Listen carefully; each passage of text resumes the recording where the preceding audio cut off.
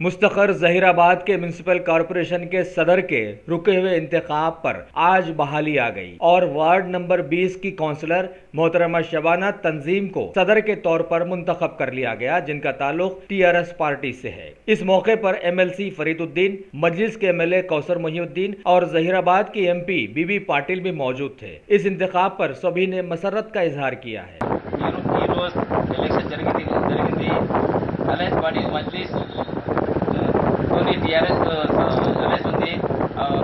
मिलकर एक यूनिटी से काम किए हैं और मजलिस के लोगों का मशकुरगुजार और खासकर केसीआर साहब का और हरीश राव साहब का और बीबी पाटिल साहब का और फरीदुद्दीन साहब का और मानिक राव साहब का और जितने भी कायदीन हैं टीआरएस के उन लोगों का और मेरे साथी काउंसलर्स, जितने भी काउंसलर्स हैं, मजलिस के काउंसलर होंगे, टीआरएस के काउंसलर होंगे, जितने भी लोग हैं, मेरा जो साथी है, उनके तहे दिल से शुक्रिया अदा करता हूँ।